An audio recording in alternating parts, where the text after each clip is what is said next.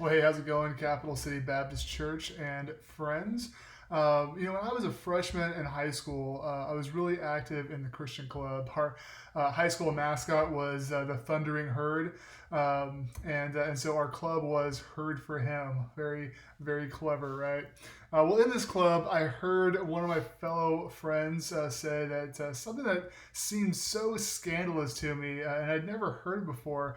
He said, Christianity is not about religion, it's about relationship. And maybe you've heard that phrase before. Maybe you agree with it. Maybe it kind of it rubs you the wrong way and you don't like that phrase at all.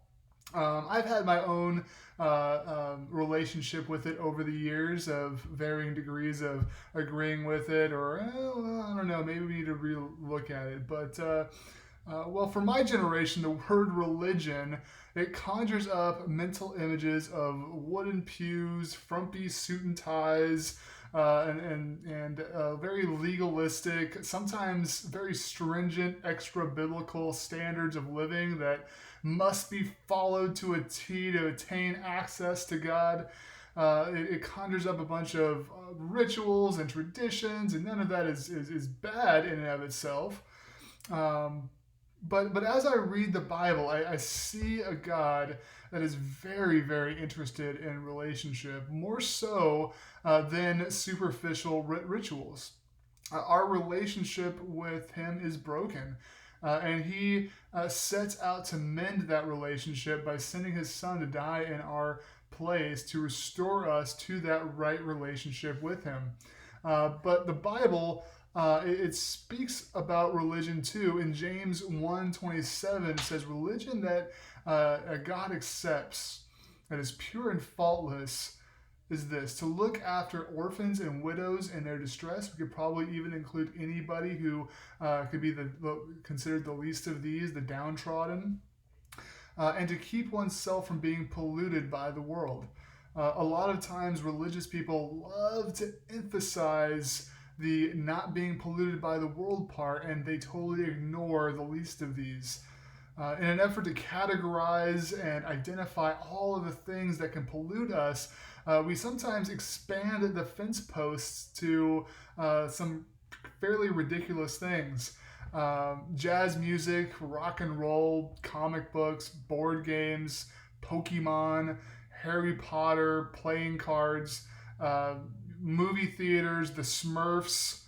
All of those are examples of things that religious people at one time or another have forbidden in an effort to keep themselves from being unstained by the world. And sometimes we can look at that list and kind of laugh at it. Um, but uh, but sometimes those things they cross the line into legalism, or even extra biblical rules that I was talking about before.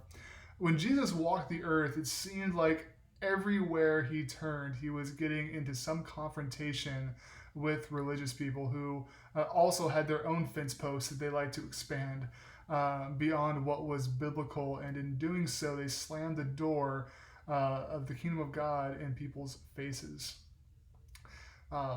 Easter is coming up, and it's easy for us to get lost in the religiosity of it all.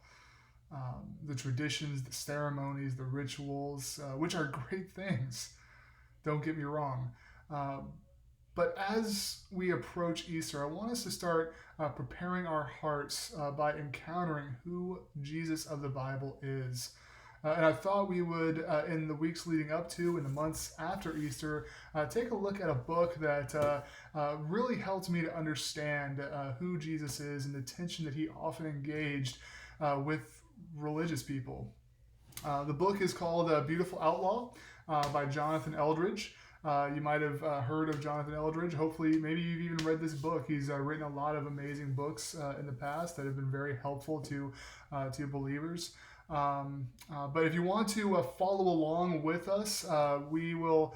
You can buy the book on Amazon for like $13. So if you don't want to do that, that's cool. I think you can still benefit by just tuning in on Thursdays.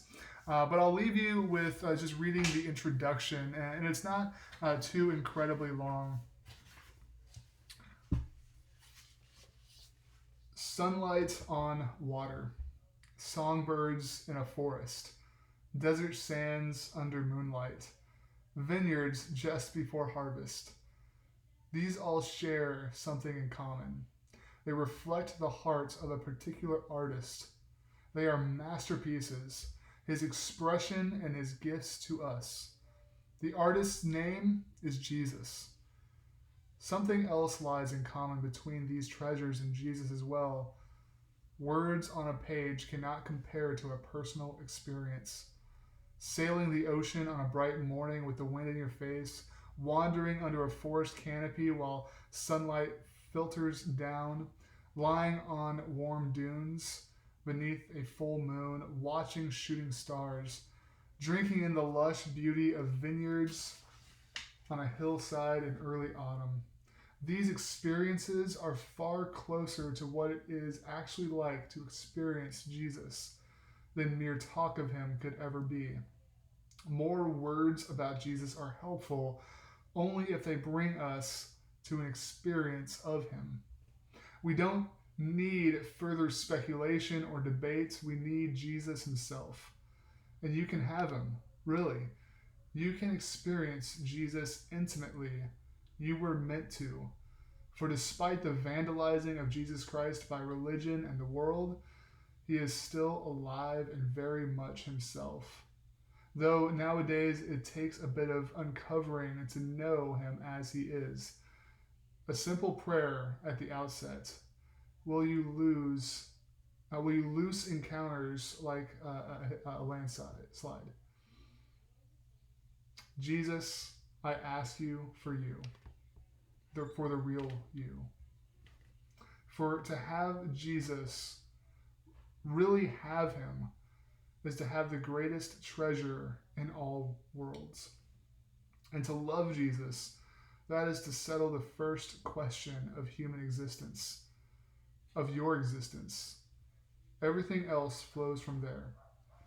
Now, loving Jesus will not be a problem when you know him as he truly is. So that is the place to begin, or for some of us to return to after a long wandering.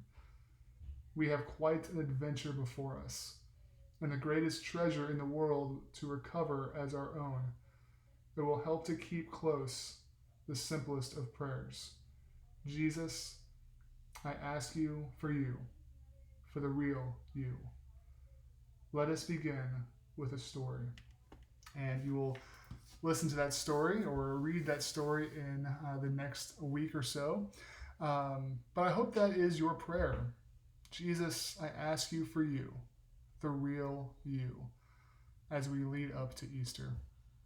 Well, I hope that you enjoy this daily Devo. I hope that you do take me up on the challenge of getting this book and following along with me. It really is an awesome book. I can't recommend it enough. Well, I hope you enjoyed today's Devo. Have a wonderful week, and God bless.